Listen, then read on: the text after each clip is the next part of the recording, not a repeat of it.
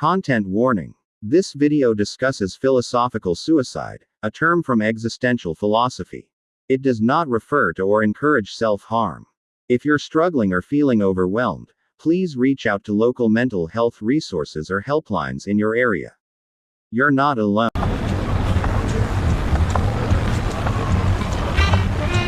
These streets always did feel like home.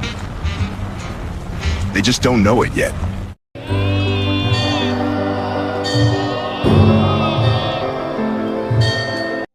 Definition.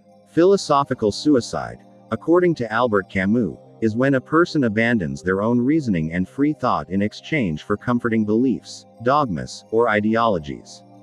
It's the surrender of your mind, not your life, and this video explores that idea. There's a quiet epidemic happening in the modern world, and it's not the one you see on the news. It's the epidemic of people handing their thinking over to someone else. It's the slow, silent trade of curiosity for comfort, of questions for ready-made answers.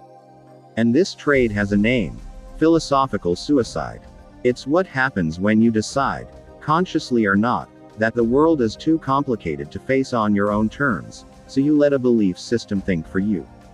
Camus called it the denial of the absurd.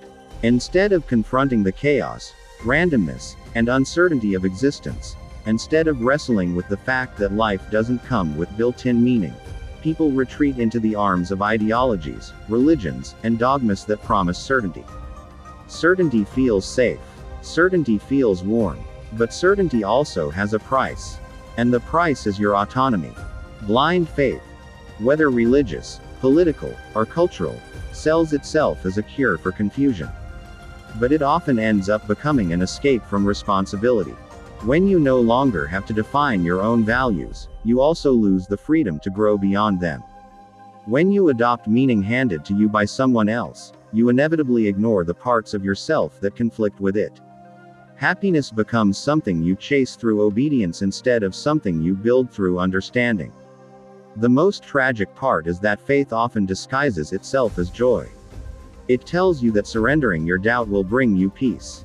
It tells you that silence is a virtue and questioning is a sin. But real happiness doesn't come from refusing to think, it comes from thinking clearly.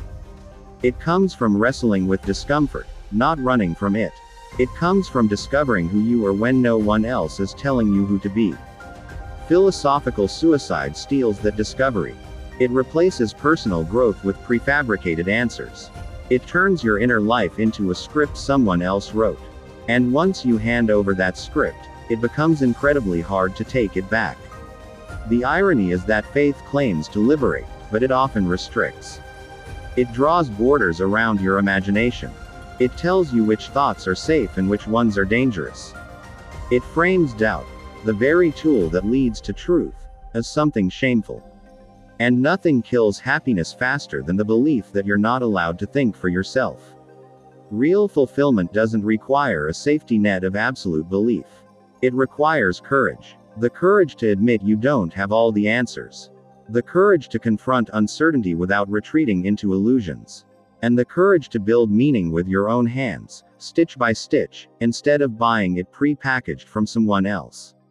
At the end of the day, philosophical suicide is the quiet death of self-ownership. It's the moment you trade the adventure of being alive for the comfort of being certain. But life was never meant to be lived on autopilot. You are here to question, to create, to explore, not to inherit beliefs like old furniture. Choose curiosity over comfort. Choose consciousness over surrender. Choose the messy, beautiful, terrifying freedom of thinking for yourself. Because the meaning you build is the only meaning that will ever truly belong to you.